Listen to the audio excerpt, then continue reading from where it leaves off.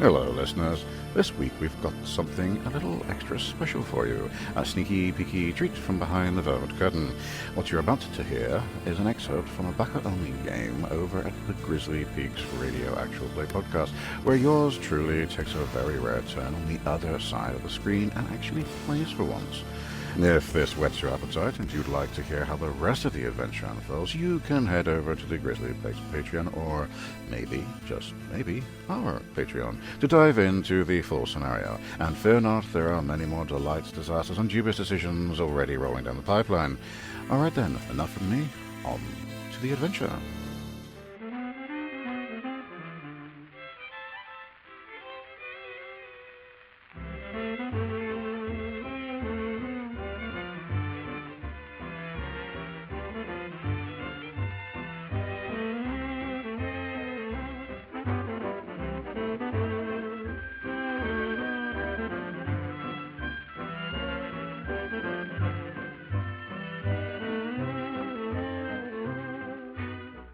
Right, well, hello everyone. This is a very, very exciting moment. Another very exciting moment because we have... Is this our third backer game? I think it is, actually. It is. It is our third backer game, and I'm really, really delighted to welcome some new backers as well who have been very kind and backed us on the Patreon, and as a result they get a chance to play in a game and be killed or go mad at my hands. I'm not foreshadowing anything, by the way. I'm sure you'll all be fine. Oh, you totally are. I mean, it's a basic game mechanic, Andy. I should certainly hope some of us, at least, will die or go mad. I like to give everyone a good run at it, you know? A good run at it. And the it being a brick wall. I'm the master of my own future. So apart from perhaps some familiar voices you can hear, Jen, Mike, and Andy return. In fact, I believe, yes, Jen is a returning character as well from Black Devil Manson. I don't think anyone else survived that one, or at least no one here survived it. So Jen, Mike, and Andy are returning, but I am delighted to welcome... I'm going to give their real names rather than their handles, but Stuart, James, and Luke, and I am absolutely delighted to welcome all three of them to the game. So, hi everyone. Hello. We're going to do character introductions in media res, as it were. So I'm not going to ask anyone to introduce their characters yet, because we've got a little scene where you'll get a chance to do that, because essentially we are going to be playing... What are we going to be playing? We're going to be playing another classic Call of Cthulhu adventure from the recently kickstarted 2nd edition reprint box set, which is just awesome. And I'm loving the crankiness and the weirdness of those early scenarios. And as I never fail to mention, Scott Dorwood's opinion of them is relatively lukewarm, let's say, verging on the shit. He says it all the time, how bad those early adventures were. He's got a point. He does have a point. But I think with a modern sensibility and using 7th edition rules, you can spin gold from, what's the expression? Shit.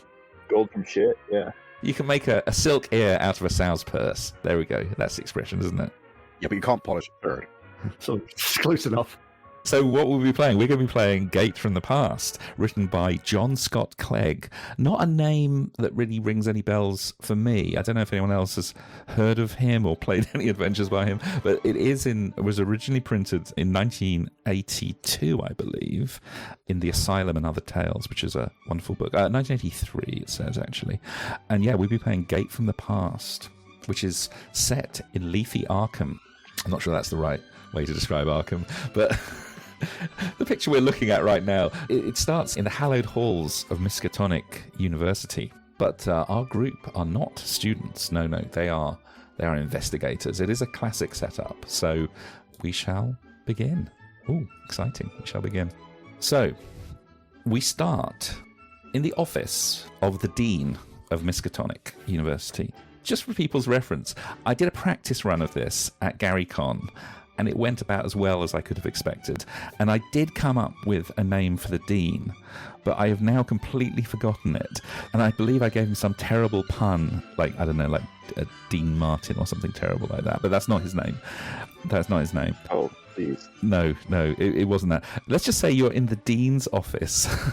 And when I say you, the camera descends down and through the window, and we see the dean sitting at his desk, and on the other side of the desk, sitting in fairly comfortable chairs, are a number of interesting and curious characters, one of whom we recognise from a previous episode, a certain Martha Koenig, who has brought some friends with her to this meeting. Martha, would you like to refresh our memories as to who you are? Yes, of course. Martha Koenig. You may remember me from such classics as Black Devil Mountain, at the close of which I was dragged away, indefinitely insane, laughing my head off at the death of, really rather gruesome death, of two of our companions and a young child, actually. But you'll be pleased to note that I am better now. I'm doing much better. I spent about a year and a half at a lovely little place at the seashore where I learned to paint watercolors, and I really got in touch with my emotions. And so you'll find that I'm really quite terribly sane these days. Very much so, as a matter of fact. I certainly don't have any long-term effects from all of that unpleasantness. Anyway, Martha she's not very tall and neat, shapely. She's not unattractive, actually. I would say, do say so myself, but there's something that is a little bit hard and brittle about me, I've been told, and this red lipstick probably doesn't suit me, but I don't give a shit. So, that's Martha for you. Oh, and she is Fantastic. She's a private investigator for the Swan Detective Agency, and they were very kind to hire her back after her extended sabbatical at the seashore learning to paint. So, yeah, she's back in the saddle, and she's going to go right back up to the top. She's on a trajectory. Indeed. But perhaps she doesn't know which way is up. But nevertheless, you have been invited to a meeting by the Dean Moriarty, let's call him, and he has asked you to put together a small investigative crew to undertake a particular piece of work for him. Perhaps you've worked for him in the past, or he knows you by reputation. He's quite an elderly man, very well-dressed, in a slightly fusty, old-fashioned manner for the late 1920s. He's dressed almost in a Victorian manner. Perhaps he hasn't updated his wardrobe in about 40 years, let's say.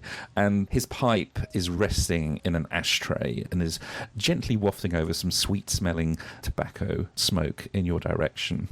And he says, Miss Koenig, would you please give me the credentials of your companions, or perhaps they could introduce themselves? I do like to have a sort of personal introduction to those who would be involved in this particular matter, because it is very delicate, you see. It is a very delicate matter. For instance, this striking man here, he says, pointing to Edoardo, the great Stregone.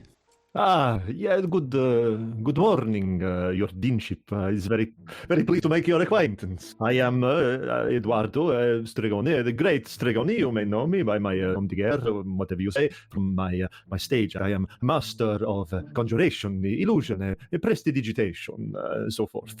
My card. And this man who is, it looks like he's in his early 40s or so. He is about 6 foot tall or so. He's got thick black hair, which is slicked back, full of Brill-Cream. And he's got quite a luxurious moustache as well, which is waxed at the ends. And he appears to be wearing a dress suit. He's got a top hat on, and he's wearing tails, a white starched front shirt with a wing collar and a bow tie as well.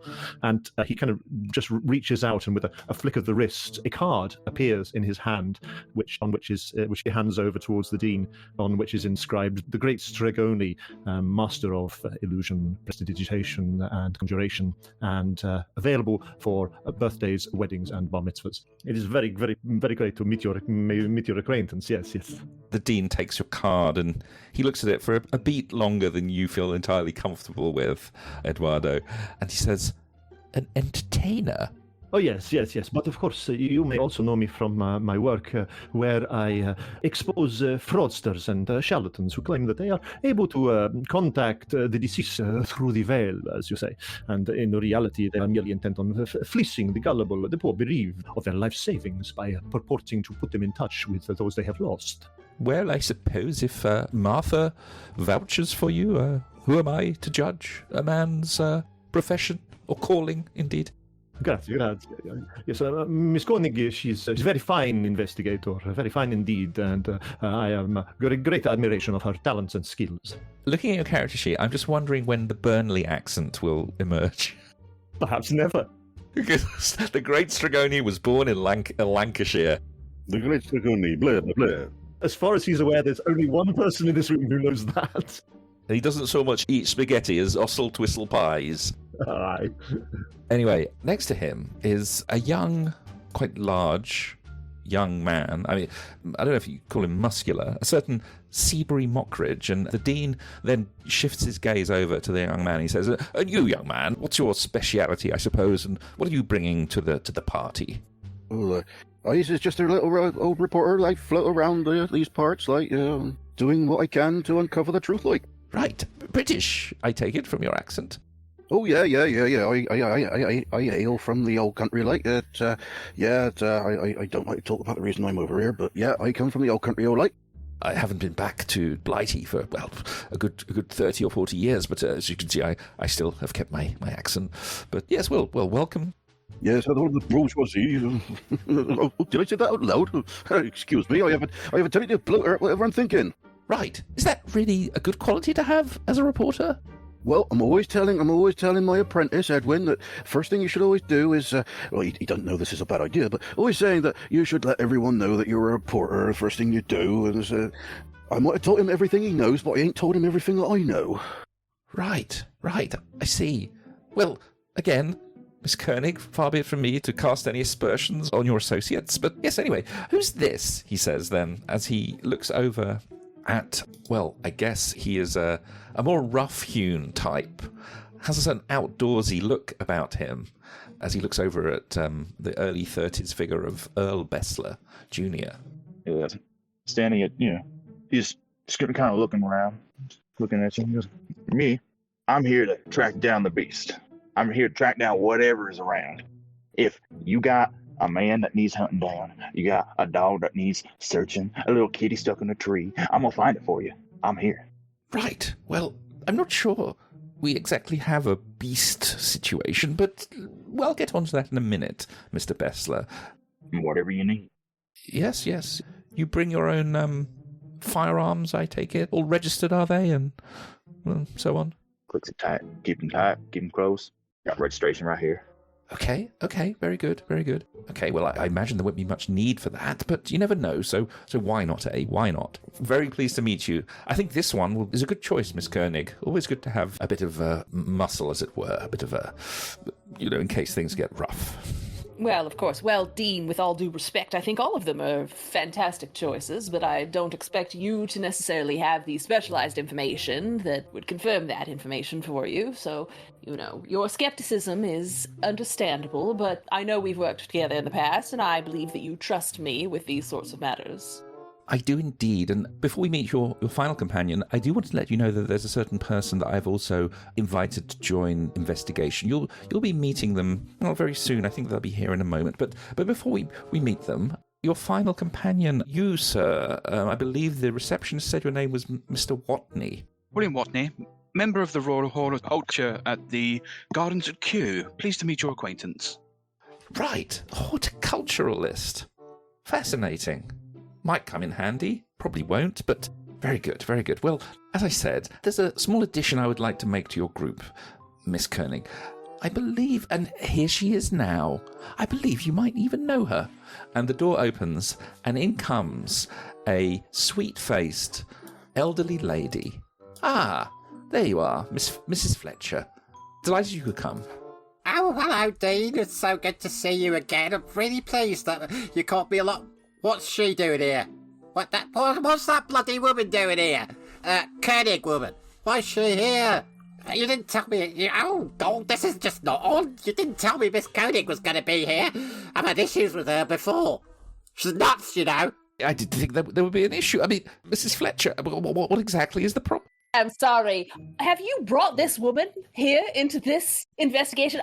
I'm sorry. Mrs. Fletcher, perhaps, investigations have changed since God was a boy. So I really think that maybe you should toddle off home and have another, tumbler of brandy and, just go and die in a river somewhere. I'll have you know that I recently caught the great pigeon murderer of Tottenham Court Road. Pigeon murderer! Have you any idea how difficult it is to find the clues on a pigeon? No, because you've got your new American ways, haven't you? Well, thank God for that. You know, everybody's budgies are safe now. It's not budgies, it's... Oh, sorry, Dane. Ladies, we are in a hall of higher learning. Can we leave the street language where it should be, out in the street? Now, please, sit down, Mrs. Fletcher. She started it! I'm not denying that. I most certainly did not. I'm also not confirming it. Please take a seat, Mrs. Fletcher. Miss Koenig, I had no idea the two of you were so intimate. Oh, I wouldn't say intimate. No. Is the cobra intimate with the mongoose? Is the bear intimate with the salmon? With the bear trap?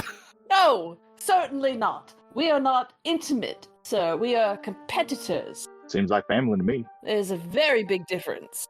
Oh, gosh. Is the hawk intimate with the field mouse? Yeah, that's another one. Yes, thank you. Thank you, Mr. Stregone. Seabury's writing this whole damn thing down. I trust this won't become a problem. No, Is the fox intimate with the chicken? Mr. Stregone, not now. Oh, I thought we were doing the intimate withs.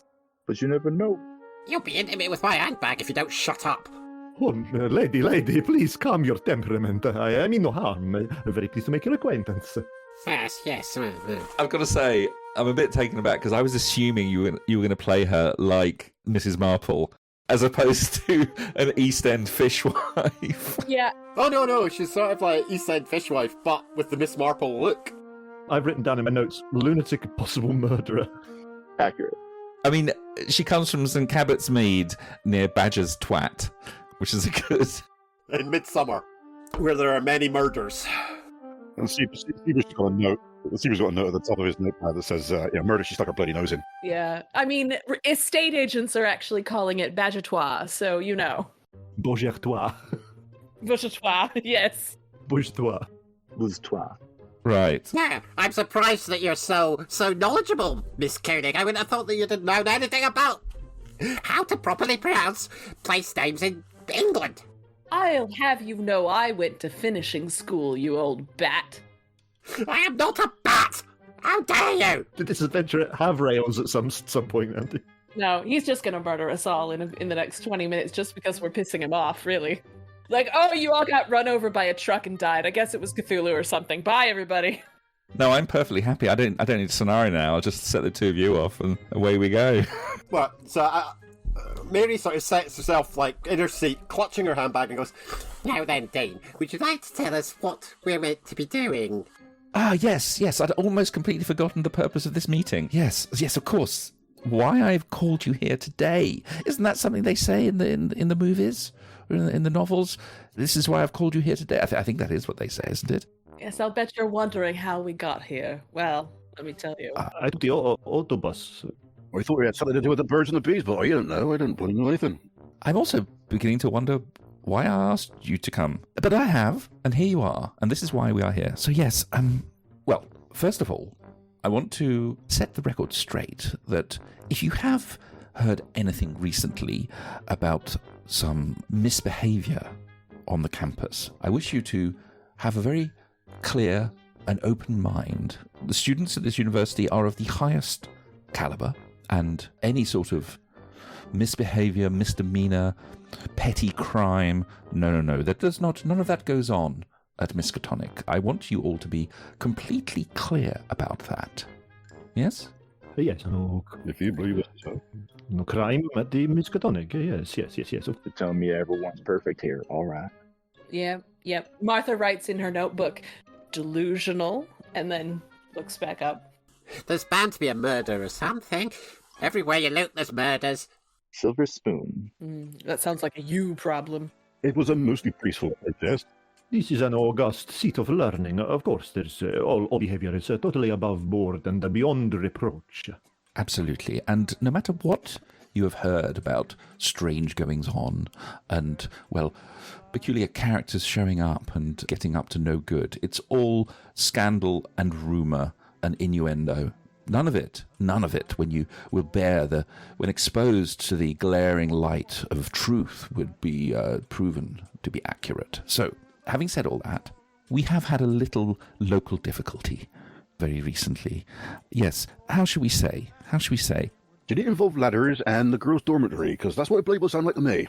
No, none of that. Nothing of that sort. No, you see, there have been some sightings recently. Peculiar sightings, shall we say. Yes, generally not in the university, mind, but up on the Aylesbury Hill. Up on the Aylesbury Hill at the edge of town. You know where it is, over to the west. Past Hangman's Slough, or Slough, I believe. I'm not sure how we pronounce that in America. Hangman's Slough. Yes, so there have been some peculiar sightings, strange lights up on the hill at night. Even some, no doubt, completely invented reports of large animals not common to these parts being seen in the vicinity. Yes, and the belief is that it is students playing pranks, you see. Yes, of course, I could not begin to imagine which of our incredibly well-behaved students would get up to such shenanigans. Yes, college students are notoriously sober-minded individuals who never get up to mischief of any kind. What bloody university did you go to, Mrs.? Yes, I'm being sarcastic, sir. Well, you'll have to excuse me. The American sarcasm is kind of lost on me. Well, unfortunately my face makes the same shape regardless of what I'm saying, so you'll just have to get up to speed. The very pleasant shape it is too, Signorina Koenig, if you don't mind my saying. Very pleasant indeed. Face of a strumpet. My dear lady. You couldn't afford me, honey. I wouldn't want you. Now, as I said, we are in a seat of higher learning. We do not resort to the language of the gutter in these hallowed halls. Well, then I'm sorry that you invited this little gutter snipe to be part of this little group, then. That's on you, Dean. Mrs. Fletcher has been most effective in the past at rooting out any kind of, let's say, antisocial behaviour in town. She comes highly recommended. Hey, who? Oh, yes, and I haven't been to one of those nice little places by the sea. One should certainly not make light of the voice of experience, for as we know, the older you get, the more you have to see in your life, the more you understand the minutiae of the human behavior and so forth and so on. And I would imagine, Mrs. Fletcher, you have seen many things in your extraordinarily long and experienced life, yes? Many, yes. You're okay for a foreigner. Oh, grazie. It's very kind of you to say so. Very kind of you to say so. Yeah. May I finish? Would you mind? Oh, there is more. Ah, yes. I thought you were wanting us to go up to this hill and hunt down these the lions and tigers and bears. Oh my. Oh my. Oh my. No, well, you see, the police have asked me, well, the university, in the shape of me, I suppose. You have asked you. Yes, the police have asked me, well, to investigate and submit a report to them in order to exonerate any possible finger of guilt being pointed at our students, of course. And they assume it is mere prankery, but as I said, I cannot believe it for one moment. And this is why I have asked you to come here today to fully exonerate the student body, as it were. So, the matter of payment, $10 a day, plus room and board at, Mars boarding house. $10 a day each? Yes, each. Okay. Unless you're willing to split 10 between you. I don't think that would go very far. We are absolutely not, but it is very important to be very explicit in these matters, because some of your colleagues are not above taking advantage in that fashion. Right. Well, no, $10 a day each. I don't skimp on a situation like this. It could prove to be very embarrassing for us, and some of our donors get a little bit antsy when this sort of nonsense starts getting spread around. Speculation and rumour, yes. So, if I understand you correctly, Dean, it is $10 a day, plus expenses, I'm sure, and room and board, breakfast, lunch, and evening meal at us boarding house, so all paid for by the university. Yes, this is correct, yes? More or less. Any expenses you incur will have to come out of your stipend, though, your $10. There won't be any extravagances. There is no additional per diem for expenses? No petty cash fund? I think $10 is very generous, actually. Might have to argue for more. It sounds as though this is a potentially very embarrassing situation for the university, and it sounds as though you're looking to get this sewn up as quickly as possible. And with that in mind, there are certain methods that might require, additional runs for supplies and that sort of thing.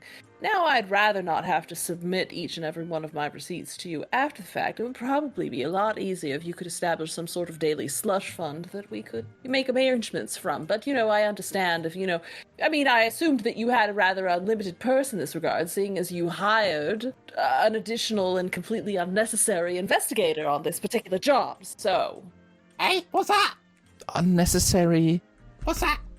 I think that's a valued judgment that I do not necessarily agree with, Miss Koenig. So what is exactly you want? You want some unlimited expenses account? That does seem rather I don't want an unlimited expenses account. If you're going to be paying us $10 per day, I'm assuming you're not going to be disbursing that in an envelope to us every morning, correct? This is going to be paid at the completion of the job. I need a slush fund of $10 per person per day that will allow us to buy the necessary supplies to do the investigation, complete it in a timely fashion. I'm sure you don't want this dragging out for any longer, and the police are going to be very impatient for you to do their jobs for them, so...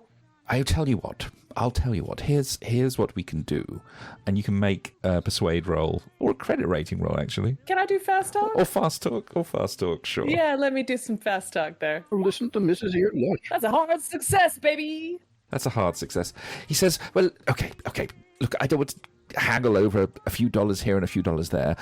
Before you leave, talk to my secretary, Mrs. Bonegrader, and she will provide you with a advance of $50 to go on top of the $10 a day. How does that sound? That will be adequate. Thank you, Dean. I appreciate you seeing reason in this regard. Right. Now, you mentioned speed. I will also, shall we say, add an additional bonus if you complete the work within the week. It is now, the 12th of July. So by the 19th, let's say the 20th, give you an extra day, 8 days. By the 20th, I would like a resolution to the problem. Now, let me tell you a little bit more now that we have agreed fees and terms. I don't wish to hold up the explanation of the task at hand, but you speak of bonus. Could you provide specifics to exactly the nature of this bonus? Another 100, and that's the end of it. That's my final. $100 each for a bonus. That's extraordinarily generous of you. Very, very kind. No, sir. 100 to split between. I was about to say those of you that are left, but that'd be rather gloomy, wouldn't it, to think that anything like that could happen. It's a rather grim sentiment. That feels a little bit like a Freudian slip to me, sir. No. That is purely a bit of gallows humour on my part. Well, are we all standing at the gallows together, or are you the person that's pulling the trapdoor? No. I wouldn't want to implant any hint of suspicion in your minds about my motives and intentions. That would be far the furthest thing from my mind. I apologise. It was a mere slip of the brain. $100 between you. Yes. To be divided amongst ourselves as we see fit. I understand. It's very good. Whatever methodology you come up with yourself is entirely up to you. I will not get involved. Now, let me tell you about a certain Mr. Hiram Jones. He's a local who he acts as the groundkeeper at the Arkham Cemetery. So yesterday, merely 24 hours ago, he was taken to the Pickman Street Hospital after suffering a nervous breakdown. Now, this leads me to believe that whatever he saw must have been very either entirely convincing or very, very real. A mere student prank could not cause a grown man to have a nervous breakdown, do you think? Sounds implausible to me. What was the nature of this breakdown according to them aliens at the hospital? Well, I don't have full information, but apparently he had seen. He is the one that claimed he had seen some creatures, some animals. As I said, not indigenous animals. So the sports team. Sorry, what's that? So was it the sports team he saw then? Because they definitely ain't local or natural or animal. Well, definitely animal. But... You mean the squids, the Miskatonic squids? Oh, that'd be them. No. He said it was something large, apparently, but I don't have full information. You will have to do this digging on your own. I believe there may have been some reporting last week in the newspaper, but I don't have access. You can either go to the campus library or to the newspaper office to scour through the back issues to find out a bit more about it. But yes, he was in a real state, apparently. And I think he would be the one to either talk to specifically, although, as I said, maybe he's too far gone to be of any use. But yes, I recommend those two avenues of exploration and then wherever your noses lead you, so to speak. And you said they saw him where? It's on Pickman Street, yes. Martha. You saw a monster on Pickman Street? Oh, no. That's the hospital where he's at. That's the hospital, yes. Where did he see a large figure? Oh, up on the Aylesbury Hill. Yes, to the west. In fact, at this point, he points to a street map and he says, yes, here by Aylesbury Street. You can see here, that goes up to the hill. The hill is between Aylesbury Street and next to the Aylesbury Pike, heading out to points west. Yes, up there. The cemetery's down that way as well, you see. And I suppose he was working late one night and saw something odd and perhaps went up there. But that's more or less all I know. As I said, he's currently residing at the hospital on Pickman Street. So that is pretty much all I know. You may want to go to the library here or, as I said, or the newspaper office. Perhaps even the police might have some information, but I leave it to you to decide. I assume the newspaper in question will be the Arkham Advertiser then? Yes, you would definitely get something useful from there. So anyway, I'm very, very busy. As I said, Hilda, Miss Bonegrader, will provide you with the down payment, as it were. And she will also be providing you with the daily funds, perhaps on a bi-daily week, every couple of days, if you wish to come back and see her. Yes. One last thing, Dane. You can keep your extra funds. I don't care, because I only get paid 2 cents a word as it is, so money don't mean a lot to me.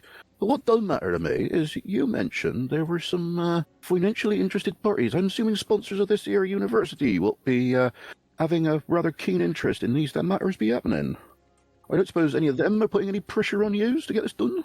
I don't know why you might assume that, sir. Sorry, I've forgotten your name, Mr. Mockridge. You don't call me sir, because I work for a living.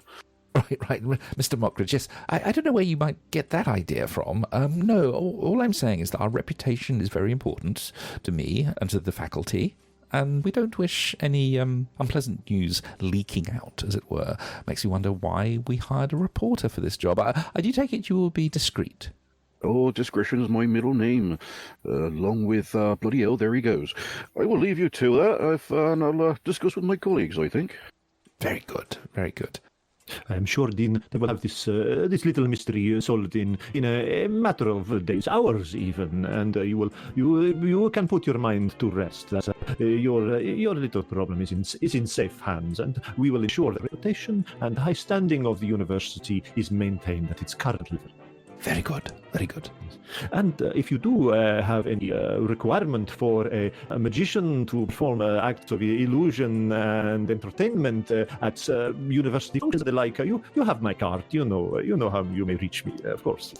Yes, we need to go now, Mr. Stregone, and we should go. Thank you very much, Dean, for the lack of information that you provided us. We will see Ms. Bonegrader for our advance, and I will get back to you once we do the police's job for them, so to speak. And as she's leaving, she turns to the great Stregone and says, "You're laying it on a little thick, Stan," and moves off just very quiet. I'm just playing the part, you've got to do the theatricals, when you meet them. You got to put on a show. Well, there's only so much scenery to chew, dear. So. All right, well, point taken, Martha. Point taken. Oh, bloody hell. Artistes and our feats. Oh, bloody hell, have I landed myself in this time. Well, Earl, it's a paycheck, isn't it? Print is on the way out, and this is a sure thing, so... Money's due words, too. But that's right. See, this is what I'm talking about. See, he's got a pragmatic attitude about it. I really feel like you should have we need a little bit more positive vibes around here, So, collecting your little envelope from the extremely sour-faced woman sitting out in the reception. She has a pair of horn-rimmed glasses and a face that could sour milk as she rather sniffily hands you the envelope, sort of muttering under her breath about strange about the Dean's strange attraction to the oddest of people. Yes, well, somebody named Bone Grader really needs to stay in her fucking lane, doesn't she? I thought she worked in the own library. She does, but I wanted to relocate. Hilda Bonegrader is literally the greatest name of all time. Yeah, this is an Ian M. Banks kind of a situation, so, yeah. Seabury just goes over to the desk and leans over to her and says, "You doing anything Friday night, lover?" She says, "Keep your hands to yourself." Ooh, feisty one there, so I'll be seeing you later then. Leave the poor girl alone. I think I'm in with this one. As you leave, you rather worryingly see her sort of pull out a compact and start reapplying some lipstick. She's a bit of a dragon, isn't she? A little while later, perhaps you are in a local diner planning your next move. Can I ask, Andy, this place at the Aylesbury Hill and Hangman Slough or Slough or whatever it is, do I know any stories, any tales about previous kind of mysterious sightings or happenings or activities going on that hill with my kind of knowledge of Yeah, you do have a bit of a... Have you worked in Arkham before? You have? Are you a resident? Well, my residence is variable depending on where I can pick up work. Stanley dresses quite finely in his tail suit and that, but it is pretty worn around the cuffs. It's clear that he's not a particularly well-off magician. Maybe there's a reason for that. Yeah, okay. You can make an education roll, sure. If you've been... I've got a colt as well. I don't know if that's... No, you can just make an education roll. Now, is it the green one? I can never remember. Yes, it is the green education button. Oh, no. So... I don't mind spending a couple of points of luck on that if I'm not able to. If you want to spend some luck, sure, absolutely. Yeah, absolutely, yes, you can. So perhaps your memory isn't the best, which is not great given that you're a magician. I'll probably do a bit of a... I've got a bit of a memory act as well, which I abandoned after about 3 attempts. Yeah. No, I mean, you are aware that obviously Arkham and Miskatonic have had a somewhat colourful past, but there's been nothing specifically associated with Aylesbury Hill. Okay. Well, what do you think? Do you think we should go divide and conquer, so to speak? Some of us go to the library, and some of us go to hospital, and some of us maybe go up the hill and have a look up there. I think that's an excellent idea. I volunteer for Your hospital? the hill. The hill. Oh, the hill. I volunteer for the hill. You look like an outdoorsy sort of chap. Don't mind me. I know I might sound a little different, but the old Stregone thing is that's for the... the audience and so to speak, and That's for the marks, dear. the employers. Well, I wouldn't go so far as to call them marks. That's a bit denigrating, so to speak. I'm Stanley Allthwaite. 2 sides of the same coin. Nice to meet you. Nice to meet you. 2 sides of the same coin, I see. 2 different sides of the same coin, that's right. Or, as you might say, the same sides of 2 different coins. Ooh, I like that saying. Even better. Wait, so you're a northerner? Aye, I'm from Burnley. Oh, right. Okay. I see. Well, once I was up north, doing one of my investigations. It was a bit further north, though. It was in Northumberland. And it was a very interesting one. There was, all these sort of, strange men who were going around in strange hoods and things. Oh, it took a lot of very, very, hard thinking to be able to work out what was going on. And it was, of course, a murder. A murder? Yes. Did you get to the bottom of it? Oh, yes, we got to the bottom of it all right. Turned out it was the local landlord. He was trying to force some farmers off the land. And, it was terrible, it was. Okay, yes. Doesn't surprise me. They're landlords. They're landlords. They're mercenary rackmans, they are. The lot of them. They'll take you for every penny you've got. Ah, yes, so this one was called Sheriff Fatman. That was his known as. Sure. Just another one to be against the war again when the revolution comes. Did I say that out loud? All right. It is awfully often that it is a murder, isn't it, Mary? Yes. It's a murder very frequently when you are around. That is suspicious to me, Mary. It is suspicious to me. I have never run into as many murders as you seem to. I have friends on the police force that haven't witnessed 1/5 of the murders that you have seen to. There's a reason I don't trust you, Mary, and this would be the reason why. We are investigating a prank, and you are immediately trying to escalate it to murder. Eh? What's that? I didn't catch a word of that. Maybe Mary should go to the hospital then. She says she thinks you're a murder, Mrs. Eh? What? Didn't hear you.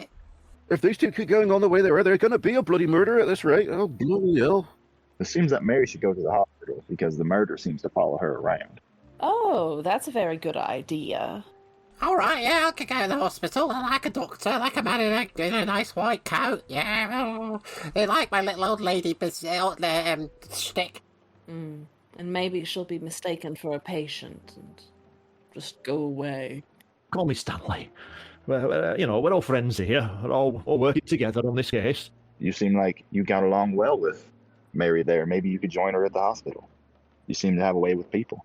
Well, I'm happy to go wherever. I belong to a newspaper, library, hospital, wherever I'm needed, wherever I can be of most use and assistance. Oh, I'll work with anyone. I don't mind. I don't have any I don't mind. I'll work with anybody. Yeah. Northerners, foreigners. Don't have any prejudices, me. No, I'm saying for me, I'll work with a southerner. I'm quite happy to work with a southerner. Right. I don't care what they say about them. I've met some lovely blokes and lasses from the south. Yes, the only thing I know about America is my GP. He moved over here, Dr. Goddard. Nice man. Wonder what happened to him. Oh, I'm sure he's fine. That's strangely positive for you. No, he's fine. There's nothing wrong with him, and he definitely didn't get devoured by a giant monster on a mountain in Vermont. What's that you say? A mountain in Vermont? Monster? Nothing at all. I feel like painting a picture right now. I just go to my happy place and paint a little picture. Just a little picture of the seaside. Anyway, I think it's a great idea for you to go to the hospital. And, Mr. Bessler, you certainly know your way around a library, I'm assuming, as a reporter. Yeah, I know my way around the library, but I wonder if given that this was taking an interest in the little newspaper, whether I stop by there as well. Perhaps we get some more flavour, a bit more colour. It's a good plan. Oh, that's a very good plan, actually. Reporters love to talk to each other. They love to brag about what they're learning. Well, that's a very good idea. I was thinking I might like to go to the Hill. Well, I have no talent for charming people, which might surprise you to know, but I do have a lovely 45 that I'm really rather good with, and if there is actually a giant beast on the hill, which I'm sure there isn't, but, I could provide good backup, I think. I feel like me and you would get along up there, yeah. Well, I'm going to stay away from you Americans. Guns make me feel rather anxious. I isn't really one for the combat, I don't like to talk about it, but this might happen to be one of the reasons why I came over here to start with, and nobody bothered to tell me you lot be rather trigger-happy. I mean, the trigger happy, this is value judgment. I wouldn't say happy about it. Sometimes you need to shoot a thing. Sometimes things just need to die. That came out a little bit more Quite accurate. harsh than I meant it. I'm not one to cast aspersions on your Second Amendment right or nothing, but I just ain't too comfortable with the action side of things, so I'll go bury my head in the papers, shall I? How do you expect to feed yourself? You can't protect the life of the thing you're going to eat. Well, you go down the shop, don't you? I didn't say I wasn't happy taking a life, I just said I wasn't too happy about the combat side of things. I see. Oh, you're more of a sneak attack sort of a guy. I get it. What's everybody talking about? Taking lives and combat? That's not going to come into it, is it? Madam Koenig, I happen to be a conscientious objector. I might as well get it out now, so that you know. I is not comfortable with these ideas of men fighting men. It's not very comradely, is it?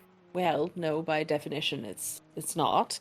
But sometimes people show themselves not to be comrades. So you do what you have to do. But I'm sure that you won't run into any difficulty at the newspaper. Are you a Bolshevik, Mr. Mockridge? I don't really think of myself as a Bolshevist. I'm just a good old-fashioned supporter of the working man, which might happen to be partly the reason I'm here. But I'm not going to tell you nothing about that, because I don't like talking about that. Well, let's keep politics out of it, shall we, and get on with the job in hand. So, what about yourself, Mr. Watney? What's your thinking on this whole business? I'm quite happy to take an accompaniment up to the hills, if that's okay. Nothing would suit me more than being outside. Excellent. It's a good idea. Your knowledge of plants could be useful. Well, we've got flora and fauna covered. So that's not... May I ask a question? Of course. Do you all have firearms? Well, I'm never without my 45. His name is Valentino, and he's rather my favorite. while he's saying that, he's got his hand into one of his pockets and he's sort of playing with this very, very small penknife that he carries in his pocket.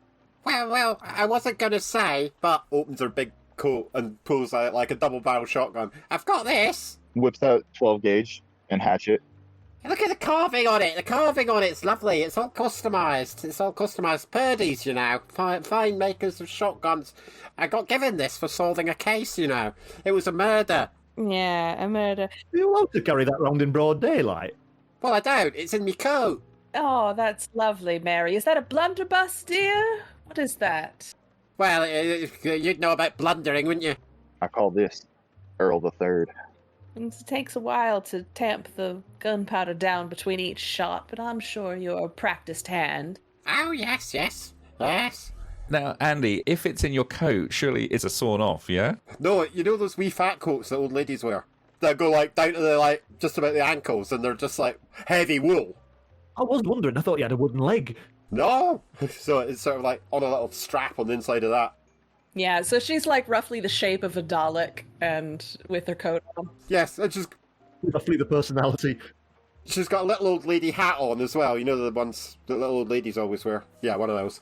Yeah. Seabury just reaches into his waistcoat. Right, so we are having a little three-way split then, yeah? The better for you to murder us with, right, Andy? The dean suggested going to the library. I'm not quite sure what he thought we would find there. Is anybody going there?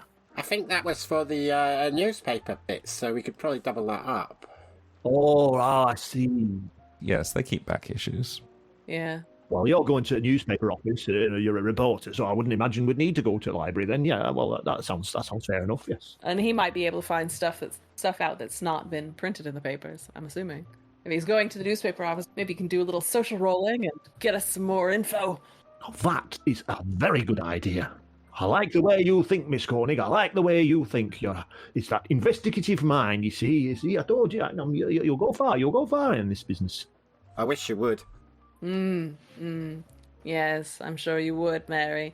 I'm sure you would. Well, fuckle off now, and she sends her off to the...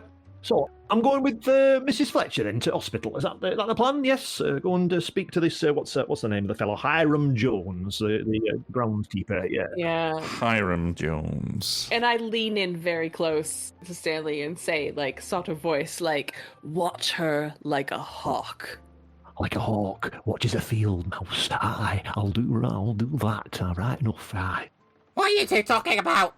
I'm going to be observing your investigative technique because clearly you've solved many cases of murder, and this should be an absolute breeze for you. Oh, yes, I have. I can regale you with the tales on the way to the hospital. Oh, I'd like nothing more. Well, Starts yabbering. Much I'd like to let this scene carry on forever, just in the interest of moving things on a little bit, let us cut then to the newspaper office, the Arkham Recorder Star. It is, in fact. The newspaper office is located on the High Lane across from the Boston Main Railway Station, up just near the river. And remind me who was going to the newspaper. It was Seabury, yes, and one other person, was it? Or just Seabury? I'm going to guess with the silence it's just Seabury. Yeah, I think it's just Seabury, and I think Martha, Earl and William are going to the Hill. Right, okay, so Seabury, you hop on a tram and head up to the High Lane. Well, given that you're a reporter, I'm going to say you obviously must know people there, because it's not a big town. And which newspaper do you work for? I'm going to say you don't work for them, because that would make it too easy. Seabury's a freelancer, but he has worked for the Advertiser before, and of course, stepping into the Star is this be big time stuff here. This be a lot more classy than that there Arkham Advertiser. What all the students keep reading. Yeah, they actually have their own building rather than just operating above a speakeasy on the south side. So yes, you go through the rather elegant entranceway to the Arkham Recorder Star. And let's say there's a reporter there that you know a little bit from just kind of around town. Perhaps you've helped him out on a story or two, and his name will be, and I'll make a note of this just in case we need him again, random NPC. Hang on, let me just do this. Randy Percival. Randy Percival, there we go. Ooh, that's good. Brilliant. He's a random NPC.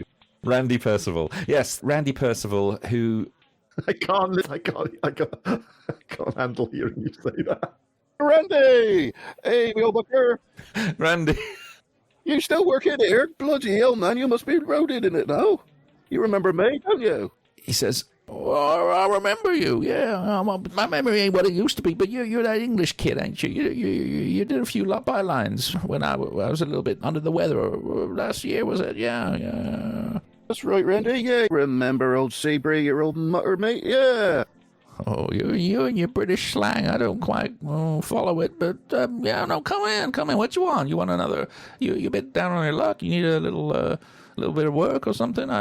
You see, I'm getting too old for this footwork, all the walking around and all that. I like to just stay, put my feet up and, type away.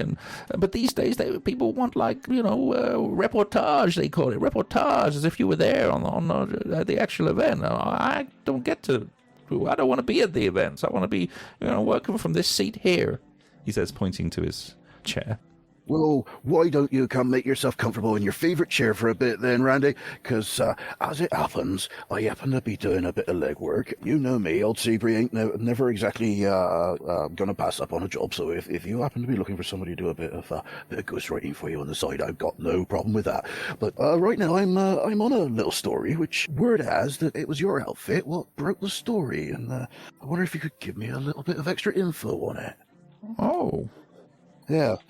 This ain't for the advertiser, is it? Because that's one thing I won't do. I'm not going to tell you anything that gets in the other in their sheets. Oh, Randy, no. This is strictly for them there dean at them there university just across the river, like.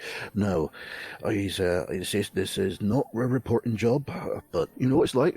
Someone with a gift of the gab can certainly open up a few heads, a few memories, and maybe the occasional pair of legs as well. But let's just focus on this here story. What's that now? Oh, you young'uns, I don't know. The newspaper business has certainly changed since the old days, but yeah. Oh, come on, Randy. You knows old Seabury. Old Seabury ain't going to do nothing to get yous into trouble, because we be good mates at this point. Oh, about this little case I be working. Now, happened to involve something happened not that long ago, up on that there Ellsbury Hill. Something happened. Oh, that one. Yeah, with Hiram Jones, as I understands it. Yeah, I mean, I didn't work on the story, but I know a little bit about it. Of course you do, Randy.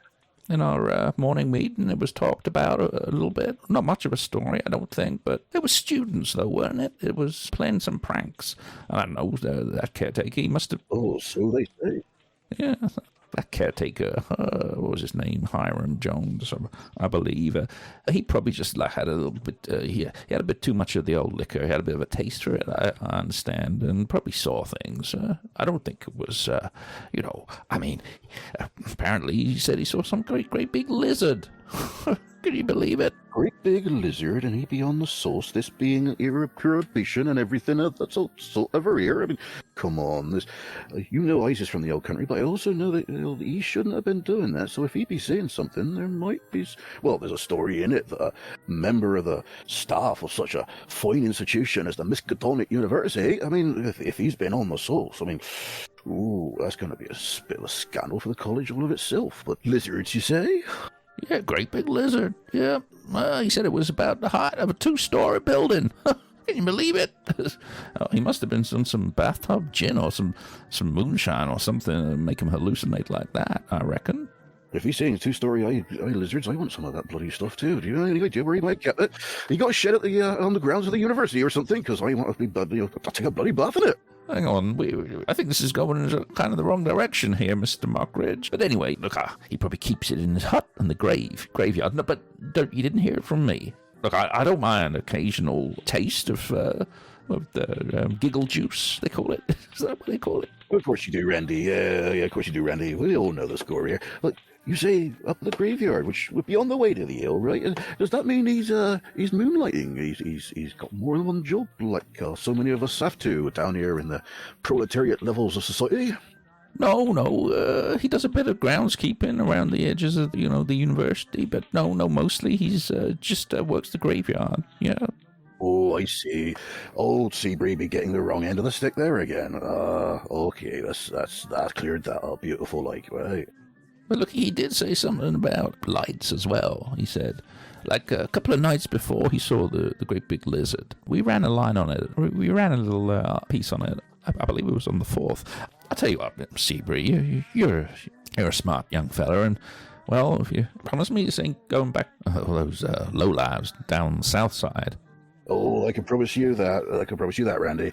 Tell you what, why don't you point me in the direction of your back copy, and perhaps anything else you might be able to point me in the direction of, and I promise you that this will not only not get into the advertiser, of which I am vaguely associated, but it'll even make sure that you get the first word, so you can have it under your byline, as long as maybe a couple of coppers come my way as an afterthought, eh? Well, if you can do some more digging and pass me back the story, then absolutely. But I think it's pretty much done and dusted. Well, anyway, I'll dig them up for you. Thank you very much, Randy. He kind of waddles off. He's quite a hefty, overweight gentleman with thinning hair. He's rather red-faced and sweaty most of the time. Wears a suit that's a little too old and a little bit too small for him, and he eventually waddles back with a number of clippings, and he says, well, I got these from the clipping drawer, but as I said, it's probably done and dusted. And then he hands them over to you. Oh, this'll be handy. Yes. And so, in no particular order, he hands you 4 clippings from various days. The first one is from June the 4th, from the Recorder Star, and it says, lights seen in cemetery. 2 passers-by reported seeing lights in the old wooded graveyard on Boundary Street shortly after 10 o'clock last night. In a report to the police, one of the witnesses, Cletus Packwood of Newburyport, said he was not surprised by the lights. Why should a ghost in an Arkham cemetery surprise anyone at this point? Joked Mr. Packwood. Those lights were moving around out there, plain as could be. A ghost seems as good an explanation as any other. Hiram Jones, the cemetery's groundkeeper, was likewise unsurprised by the witness report from last night. Mr. Jones said he himself had seen similar nocturnal lights the past week. I saw them out there the night of the 1st, he said, and then I saw them for a second time about 10 after midnight on the 3rd. Mr. Jones seemed willing to accept Mr. Packwood's assessment of the lights emanating from ghosts. I can't rightly say what made them glowing lights, Jones admitted. I took a good look in the area in the daylight and couldn't see any footprints or anything like that. You spend enough time in a graveyard by night, and you're apt to see something peculiar now and again. One sees this kind of superstitious attitude in Arkham with a disturbing frequency. Many residents of the town will immediately leap to connections with the city's so-called witch-haunted past and embrace any phenomenon that's out of the ordinary as being supernatural or otherworldly. One hopes that most of the citizenry will begin to consider matters such as this one. Then the second report from the 4th, just a small byline. Hiram Jones, caretaker of the old wooded graveyard, claims to have seen the biggest lizard of all time running across the top of Aylesbury Hill. He asserted to the Arkham police that this extraordinary sighting took place during the morning hours of June the 5th. This statement needs no commentary. So that was from the 6th. And then the very next day, on the 7th, lizard search reveals nothing. A search party looking into claims of a giant lizard seen on Aylesbury Hill announced today that a thorough investigation revealed no signs of any such creature. Following up on a report from June the 4th, in which Hiram Jones, the caretaker at the old wooded graveyard, claimed to have seen the biggest lizard of all time on Aylesbury Hill, a posse went out looking to verify the man's claims. The search party included representatives from the Arkham Police and Fire Departments, the Essex County Office of the American Humane Association, the Arkham SPCA, the Miskatonic University Biology Department, and the Boston Herpetology Club. Despite spending nearly 4 hours searching the area, the ground turned up nothing which could substantiate the groundskeeper's claim. We don't tend to see any large species of lizards in this part of the country, said Fritz Kemper of the Herpetology Club. We'd have been very surprised to see any species of large lizard hereabouts. Ultimately, the group abandoned its search with the charitable notion that whatever Mr. Jones saw was probably some kind of prank carried out by students from the university. And then the final info dump from June the 11th, okay? And then we're done. Cemetery caretaker suffers breakdown. Hiram Jones, caretaker for Old Wooded Graveyard, that's a good name, isn't it? Old Wooded Graveyard, suffered a full nervous breakdown yesterday and was remanded into medical custody.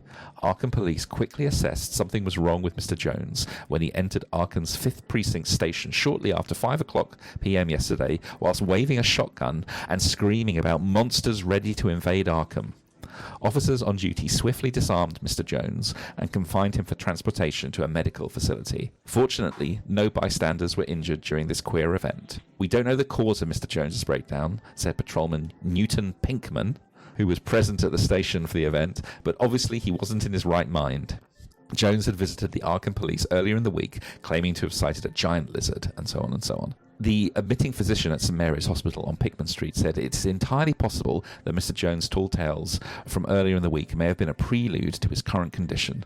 Mr. Jones has been transferred to the care of an alienist in Boston who specialises in nervous disorders.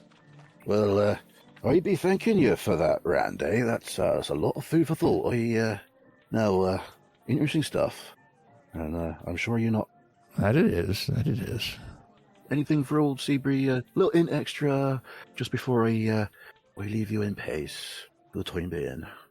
Well, I got a bit of a soft spot for you, Seabury, but no, when you submit maybe your first report on the follow-up, then we can look into some, little payment.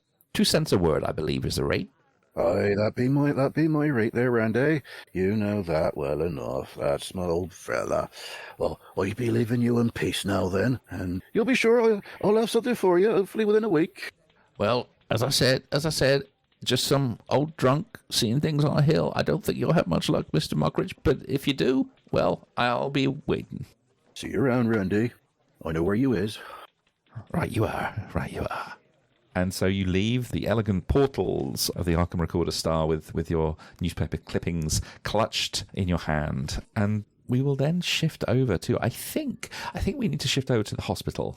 So who were the hospital goers? Oh, it's Mary, wasn't it? Yes. Mary and Stanley, yeah. Mary and Stanley. Oh, boy. Right, so a short walk, a couple of blocks down to Pickman Street. So, Mrs. Fletcher, tell me, what brought you over to the land of opportunity? Well, I thought there might be good to see some new places before I finally peg it. And, the new world always kind of appealed a little bit. So, yeah, I decided I'd take the plunge and come over. Did I ever tell you about the case of the children's entertainer who dressed as a penguin? Children's entertainer dressed as a penguin? I mean, I would imagine there's a fair few of them do that kind of animal dress up. Clowns and bears and lions and... Not all of them go around killing the person who books them, no. They kill their booking agent? Well, that seems a bit counterproductive. Well, it does, but apparently the bookings weren't to their satisfaction, so they ended up murdering them. Oh, and you investigated this, did you, and found them out and brought them to justice? I did. The giveaway was that their penguin costume had hands, so therefore they could have an opposable thumb, you see, which allowed them to wield the weapon. Ah, and what manner of weapon was it that they used to do away with the agent? It was a kitchen knife that they had appropriated from the kitchen. It was a crime of opportunity. Brutally stabbed by a penguin. Oh, I can't think of a worse way to go. Stabbed to death by a penguin. Oh, here we are, the hospital. Oh, yes, there we are. Let's see if we can find out where this fella, Mr. Hiram Jones is, what floor he's on and which ward. Hiram and fire him, that's what I say. Hiram and fire him. Hiram and fire him, I like that. I'll write that down if you don't mind. I'll pull out a little note. I always like to take little notes of things that I think are interesting or amusing or whatnot. See if I can work them into the act, That's very sensible, yes. Yes, I think that's very wise. Hiram and fire him. Oh, that's a good one. That's a good one, that. Mary looks very pleased with herself. So, as this conversation is progressing, you're walking into the reception of the Pickman Street Hospital, which is a small private hospital, and there's a young lady at the reception desk, and she's just staring at the two of you as you come in and talking about penguins, murders, and your act. And she says, "Hello, can I help you? Are you both well? You seem... Maybe... Should I call a doctor? Is that... You need some medical assistance, miss and sir?" No. Buongiorno, signorina. Yeah, allow me to introduce myself and my companion here. My name is Edoardo, the Great Stregone. I am an illusionist, prestidigitator, and magician, and I would like to give you this beautiful bunch of flowers, such a beautiful lady. And he whips out this bunch of rather careworn fake flowers from up his sleeve. So voila, they say. She goes, "Oh my goodness, thank you, I guess." It's my pleasure. This is my pleasure. She takes them and just sort of like puts them down on the counter. If it's not a medical emergency or something like that, what can I do for you? Are you visiting someone? Yes. Well, I have a friend in this hospital by the name of Jones. You see, I've known him for a long time, and he's been very, very good to me. He does my garden sometimes. And I'll carry on just yabbering nonsense at her to try and fast talk her into kind of like just being blinded by absolute bullshit. She's just kind of sitting there, her mouth slightly open, just staring at you as this continues. Meanwhile, I'm smiling and tipping my hat to anyone and everyone in the vicinity. Yeah, sure. You can both make a roll. So Mary can make a fast talk roll, and the Great Stregone could make a charm roll if he wants. Wow. Yeah, that's not great. I think I'll just like speed up my speaking. And just like go, and then, what he did to me then, oh, it was wonderful. The topiary he did on my bushes, it was lovely. He managed to make them look like a small dog, which was great because the postman got quite scared of it. I'll push the roll. There we are. Ooh, wow. You were playing with fire there. I mean, you got a 99 on your first attempt and then a 68. So it does pay off. At one point, though, during your rant, you notice that she's picked up the phone and she says, Yes, Dr. Falconer. I think there's a couple more for the psych ward have just come in. And she's just kind of looking at you, and she says, "Oh, you know what? No, they're visiting. They're visiting a patient, but maybe you want to have a word with them before they go." And she puts the phone down. I kind of lean in as she puts the phone down and says, "We are on a matter of most delicate urgency. We must speak to Mr. Hiram Jones about a very particular and unusual set of circumstances, and I trust we can rely on your discretion in this matter." Yes. Well, normally, I would say, yes, of course you can go and pay a visit to a friend, a companion, a relative. But you see, Hiram Jones, Mr. Jones, he's in quite a delicate state right now. So the doctor will have to accompany you. You see, he's being confined. He's been prone to some violent outbursts, and we've had to sedate him, you see, and restrain as well. Restraints, yes. Of course, I fully understand. We must take all the necessary precautions. We do not wish to put the other patients and the staff at your wonderful hospital here in the great city of Arkham. We must not put them at any risk whatsoever from anyone who might cause them harm through action of involuntary or voluntary nature. Right. We will go with your doctor.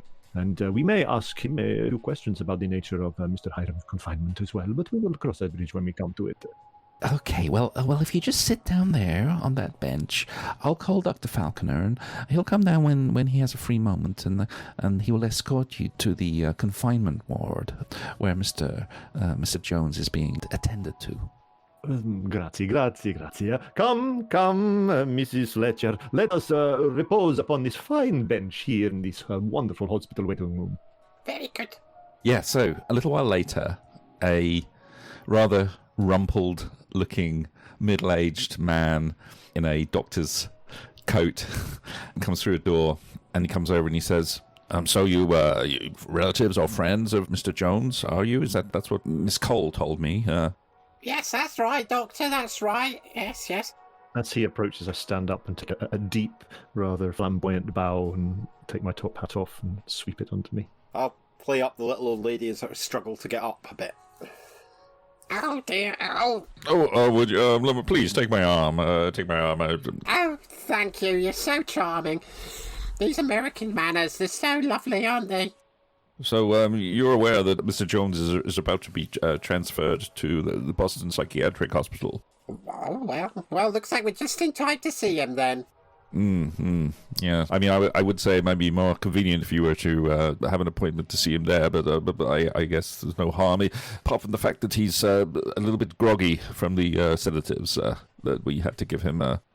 understand completely. Tell us, Dr. Falconer, in your professional opinion, what is his state of mind?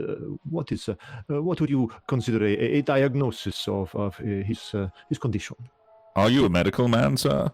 I dabble. Well, it's clearly he's suffering from a mental break caused by probably overindulgence in alcohol, possibly pharmaceuticals. He's clearly been suffering from delusions, hallucination, clearly brought on by overindulgence, intoxication, long-term dependency on alcohol, and that kind of thing. That's my I'm not a professional psychologist, but as a doctor, I've seen this thing many times. These days it's very common. Poor quality alcohol, the depression caused by circumstances and that sort of thing. I see. Very interesting. Very interesting. Can I make a psychology roll to see if he believes what he's telling us, or whether he's trying to cover up something else with his assertions? He was talking about psychology rolls being a lie detector test. Go on. Yeah. Well. Oh no. Nah, I'm a clue. So you can interpret that how you want. You could either assume you think he's lying, or you're convinced he's telling the truth. You can decide. Well, I take it then I understand medically he would have, if he had suffered from excess of alcohol or some sort of pharmaceuticals, narcotics in his system, then this would show in some tests that you would perform on him, yes? I mean, nothing particularly elaborate, but he was obviously under the influence when he arrived at the hospital. His liver is probably a little bit shot by the look of things. His complexion and his skin shows many signs of overindulgence in alcohol. I see. Did he say anything when he arrived? Was it his manner that caused you to arrive at your diagnosis? Well, yes, anyone coming in screaming about two-story high lizards and monsters invading Arkham, I mean, well, what would you expect me to put it down to a colourful imagination? I don't think so. No, of course. Maybe he really saw it. I don't know. I mean, I don't know anything about the flora and fauna, really. I mean, I know a lot about the natural world, but I don't know much about the local flora and fauna. I mean, maybe there are big lizards. I don't know. I mean, you should get like an expert in to talk to them about lizards.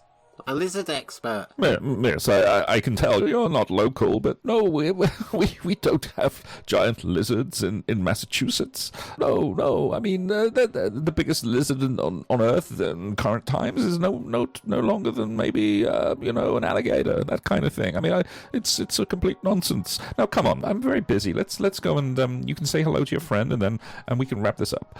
Of course. Yeah. Yes, very good, very good. Perhaps it was somebody playing a prank, erected some sort of construction which gave the appearance of being what is it he says, a giant lizard. Yes, and this poor fellow was fooled by it and entered into a state of hysteria. Oh, yes, like one of those magic tricks like Copper Davidfield does. Well, I have seen, I don't know who this is of whom you speak, but I have seen some of the great illusionists of our time create what appear to be one thing, but is revealed to be another, when it is looked at from a certain angle, or when one peers behind the veil, so to speak. But I am forbidden for speaking about these things. It is professional matter, of course, you see, I understand. Yes. Yeah, well, Copper does the church fete. Oh, does he now? Yes, very good. It's very interesting. I must speak with you further on this at a later juncture. But now I see we are approaching the ward where Hiram is. Indeed you are, as Falconer unlocks the door to a patient's room. And there, lying in a bed, strapped down, is who you can only assume is Hiram Jones. And Falconer says, I suppose it would be okay for you to spend maybe 5 minutes with him. I don't want him to get any more agitated than he already is. So I'll return in 5 minutes. You may speak to your friend. Very gracious of you, Dr. Falconer. Please, thank you. Thank you, Doctor. Very kind of you. Yeah, no, he leaves and he closes the door. As soon as he's gone out, I'll turn to Mary and say, Hi, Mary, what do you make of that then? He was very keen to pass it off as being this fella intoxicated, I don't know though. It doesn't sound like he did all the right tests to me. He seemed a bit vague about size of his liver and so forth, the colour of his skin. Well, I mean, I believe that drunk people go yellow, but I'm not very sure about that. We should maybe speak to the man. See what? Oh, look, he's awake. Tell you what, I'll let you speak to him, and I will watch and learn from your investigative techniques. Righto then. Hello, Hiram, old man. How you doing? Poke. He's kind of groggy and a bit drowsy, but then when he hears you, his eyes do kind of flick wider. He turns his head and he says, Are you a monster? Are you one of the monsters? Oh no, it's not. Do I know you? Who are you? Who are you? Why are you here? What am I doing here? They got me tied down. They're gonna come. They're gonna cut my brain out. They're gonna cut my liver out. They're gonna cut my feet off. They told me. They're gonna cut my feet off and make me eat them. They're gonna make me eat my feet. That is weirdly specific. What makes you think that they're going to eat your feet? What gives you that idea? The doctor's here. The doctors. They said I was crazy. I know what I saw. Up there. Have you got a knife? Just cut me loose. I gotta get out of here. They're coming. They're gonna get us all. Calm down. They said they would cut my feet off to stop me from running, to stop me from walking out of here. God, I gotta get out. Oh, God. Who are you? My name's Mary. My name's Mary, and I'm here to see how you're doing and see if we can sort out this giant lizard problem of yours. Yeah, the lizard. But that weren't the worst of it, though. Oh, there was other things too. That came out of that hole up at that hill there. I wouldn't mind if it was only a lizard. Yeah, there gave me a hole in the sky. It was like a big hole in the sky. And they came out. Oh God. I saw them there stalking along, little slithering, all kind of like lumpy and weird and flying around. And oh God damn it. So, let me get this straight, Mr. Hiram Jones. This giant lizard came out of a hole in sky, it were all lumpy and weird, and it told you to cut your own feet off and eat them. No, that's the doctors. They're in on it too. I think they're in league with it, with the lizard and the lumpy things. I swear to God, they got it in for me. I saw him, Dr. Falconer. He had a knife on him. He had a scalpel on him. I'm sure he's going to cut my feet off. Please, let me out of here. You must have something on you. I'll loosen these straps. I'll tell you what, I'll just jump out the window. I'll be fine. You're on the 3rd floor. That's fine. I'll just go. I was always good at jumping. Then you'll break your feet. And it'll be much the same as if Dr. Falconer cut them off, which I don't think he's going to do anyway. And if you were going to cut feet off, would you not use something a bit bigger than a scalpel? I remember once that someone tried to cut someone's feet off with a scalpel and it didn't work, so you're quite safe. I'm still trying to understand, who was it that told you to cut your feet off? Was it the doctors, or was it this giant lizard, or was it the lumpy things? I don't know anymore. Maybe they're all the same. I don't know. Is the doctor a lizard? The doctor's a lizard. Oh my God, that's it. The doctor's a lizard. Oh dear me. Well, I met the doctor a few minutes ago, and he seemed very personable. I didn't get any sense of lizardiness about him at all. No, his tongue was quite normal by the looks of it. It wasn't forked or anything. Did this big lizard thing roar or anything and make a sound, or did it just kind of loiter about? What did it do that was so scary other than being a bit big? What else do you want it to do? It was there on the top of Aylesbury Hill, plain as the nose on your face. I was going to say plain as day. Oh, thank you to leave my nose out of this. Anyway, it just appeared. And then what did it do, though? Was it just lizarding about?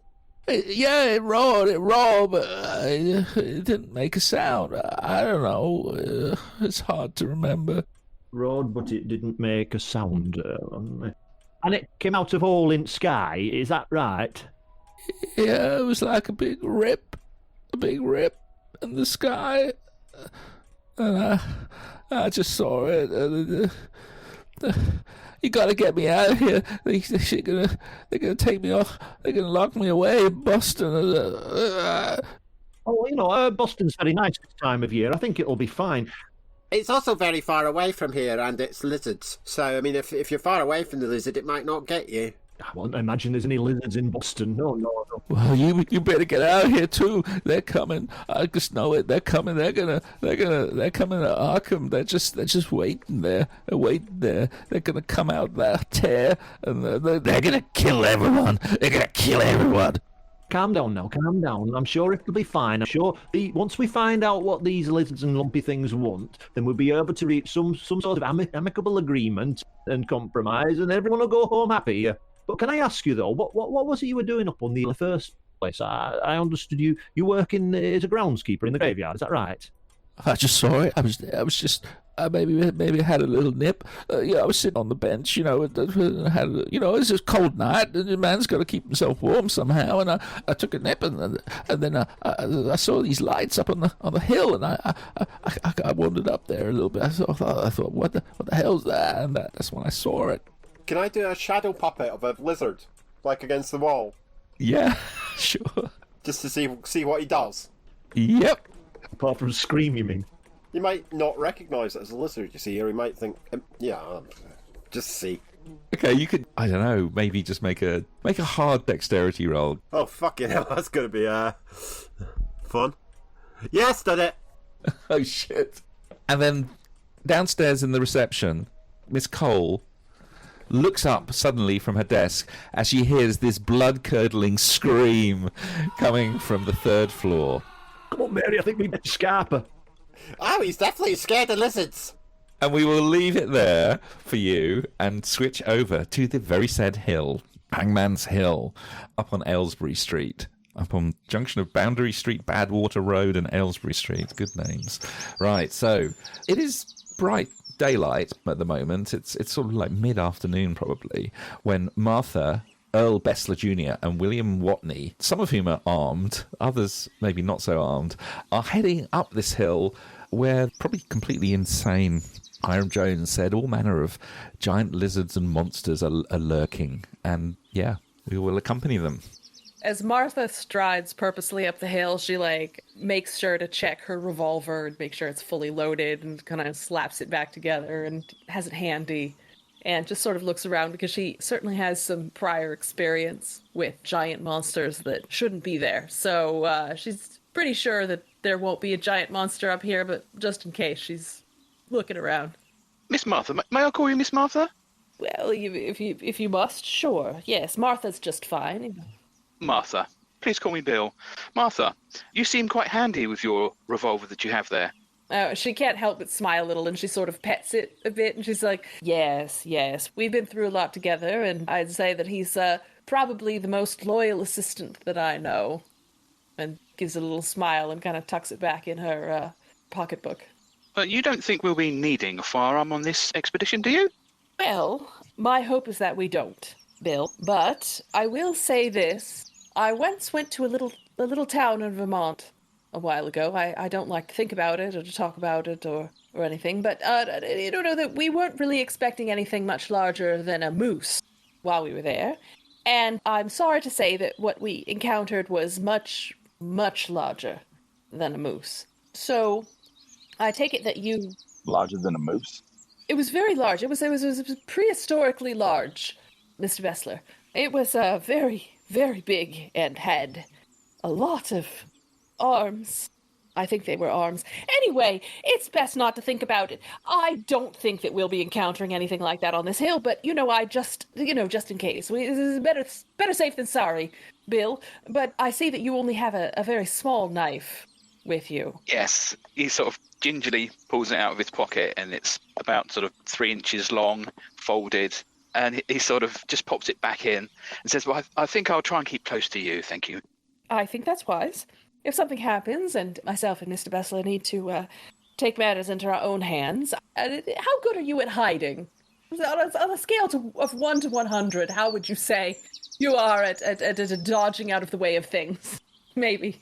We used to play hide and seek a lot in the woods where I'm from, so I don't think we have any difficulty there. Maybe. Oh, good. You seem like a wily one. Yes. Botanists have unexpected depth, don't they? So... We do. Exactly. Yes. Ah, look, Keras lagocum. So he bends down and picks up a leaf off a flower and sort of waves it about in front of your face. Does it smell like anything? No, it doesn't smell at all. It's just a piece of grass. Yeah, well, that is... Yes, Martha gets this kind of look across her face, this sort of expression that one would have when one is being patient with a young child that is showing them a flower they just picked and said, yes, well, that's very nice, and I'm sure that will come in handy usefulness at some point. Yes, this is good. This is a good choice I made, bringing you up here to this hill. Yes, no, we are on our way. We're up to the hill. This is good. Grass and guns and everything else. Yes. Grass and guns, just like my pappy. Ass, gas, or guns. Nobody rides for free. And as you're making your way up the hill, some dark clouds start to gather on the previously sunny day. Perhaps there is some rain in the air. And the further up the hill you get, the darker it becomes as you make your way up Hangman Hill. Carefully, perhaps William is pointing out various different flora as you ascend. There's a couple of sparse trees at the top, some rocky outcroppings and so on. And then all three of you are perhaps taken aback because against the darkening sky, there appears to be something shimmering at the top of the hill. Something quite large. Shimmering? Like metal? Yeah, like something's reflecting off glass or metal or something. Just, it's much brighter than the sky behind it. How odd. What is that? Is it a reflection? I'm going to take a closer look. Yes. And I just take off. Oh, good. Yes. So, a question. Is Earl Bessler a rifleman, or is he a handgun? Oh, he has a shotgun. He has a shotgun. Okay. Yes. If you look at his shotgun, it is all black, and it just shimmers just slightly with a blue hue. Oh, it's a special shotgun. It's a hand-me-down. It's a family heirloom. Oh, yeah. No, I know. That's very special. It's got a lot of sentimental value as well as practical value. That's good. All right. Well, I mean, Martha is a little bit taken aback that he's just run up the hill.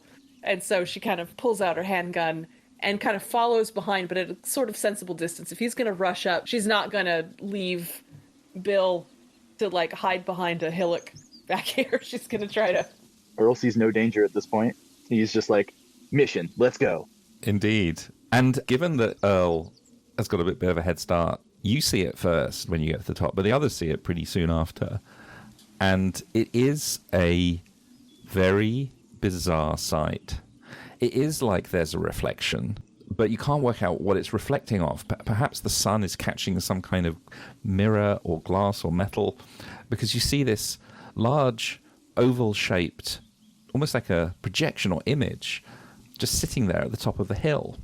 And what you see, you realize very rapidly, Earl, it can't possibly be a reflection of anything around here, because you're seeing what looks like a swamp, a humid, riotously green view of a swamp with great big ferns, and you can almost see the steam rising off the foliage and the water. It's like you're seeing into a window to a different place. And you've obviously been to the Nickelodeon, and you've seen probably many films and movies in your time, but this is full color. It's like a full color movie image, and the ferns are gently moving in the breeze. It is most perplexing. And I think when William gets there, you probably let out an involuntary gasp, because you're looking at plants that have not existed for tens of millions of years. There are cycads and ferns from millions and millions of years ago. And in fact, the color of the sky and the texture of the various plants and shapes are positively prehistoric. And I would like all three of you to make a sanity roll. That's fair. It's positively prehistoric. Oh, that's a fail. Oh. Well, amazingly, Bill, I mean, maybe because you know this stuff so well, you don't lose any sanity. He's just so excited. He's just really excited. He's like, Furnus Giganticus! I've never seen the like! And he's just slowly walking towards it. He's walking towards this large shimmering object. Yes. He sort of seems mesmerised by it. You've only ever seen fossils of these things, and it is extraordinary. However, Martha and Earl, you're just freaked out, and you both lose a point of sanity. That makes sense. So perhaps you're standing there, and Bill kind of just walks past you. How close are you going to get to this shimmering sight? I'm going to walk up till I'm sort of 30 feet away and just take it all in. And there's part of me that's just like, this isn't right. And I turn to the colleagues behind me and say, this isn't right. This shouldn't be here. You don't say. Something like this doesn't make sense at all. I'm going to look across the ground as well. Can I see anything on the ground, or like the ground in front of it? Yeah, I mean, obviously, it's sort of lit up a bit more because there's a lot of strong orangey yellow light coming from this scene that you're looking at. But the ground where the image ends is just what you'd expect to see on the hill. There's nothing like coming out of this frame. It is almost like a completely projected image. You can't smell anything. You can't hear anything. You'd expect perhaps the sound of maybe the water of this river, or maybe the sound of animals or something, or insects. Is there a stick or something nearby that I can pick up, or a stone? Yeah, for sure. Okay, I'll pick up a stick. It's got a bit of heft on it, and I'm gonna throw it at it. I'll throw it at the image. Okay, and you grab one end of the stick and then you throw it like a throwing knife, and it tumbles end over end. And then it's odd as it touches the surface of this image. It's like it's making an impression in something elastic, like it's bowing inwards, and what you see is all around where this stick is going in, it's distorting the image, like it's being, like the skin of some surface is being warped. Curious. And then it's like the water tension breaks, and it breaks through the surface, and almost like a soap bubble bursting, the whole image just kind of rapidly recedes and shrinks to the edge of this oval shape and then pops out of existence. Did you see that? How curiously odd. That is the shiny gone now? Is that? Yeah. It's gone. It's completely gone. Yep. I look down at the ground. Is there any tracks from where it was? Nope. Nothing. There's no trace. There's no tracks of any animals. Okay, well, he's still sort of in shock and awe. So he turns to his colleagues and he says, "It was a mirror into the past, into the millions of years ago. Do you believe what we've just seen?" Not at all. Yes. I've seen fossils of the flora and fauna from millennia past, but that was the actual real thing. That's astounding. And in fact, I will let you make a botany or science, or whichever skill you've got, Bill, in that. I'll take a botany. Oh dear. Can I roll natural world? Well, I mean, you can push the roll. I think I'm going to push that. So let's think how you would push it, because obviously this is a non... Yeah, how would you push it? What would you do to try and... It's like on the edge of you're trying to remember something.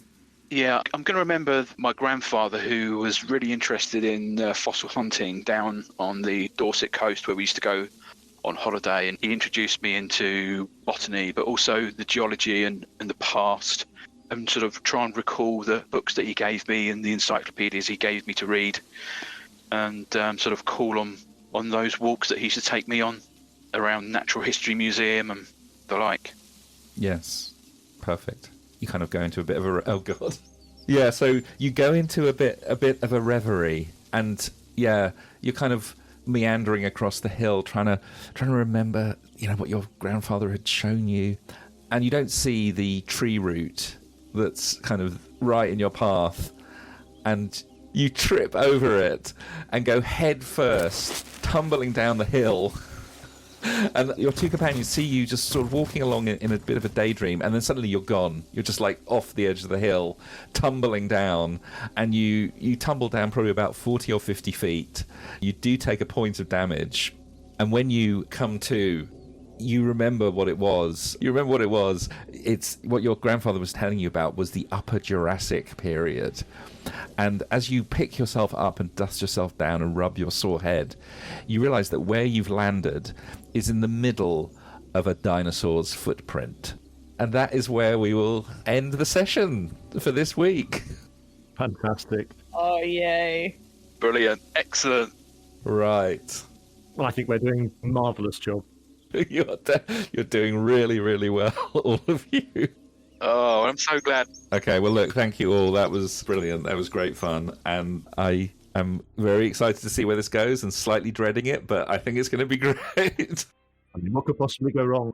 Oh, why you're dreading it, Andy? Yeah. I mean, like, it's just going to be nonstop fun for you. I mean, you're going to get to pick us off one by one. So yeah, that is true. That is true. I definitely can do that. I'm thinking more about Martha and Mary, where that's going. Well, you started it, Andy. I know I started. You suggested this. You took it and ran with it.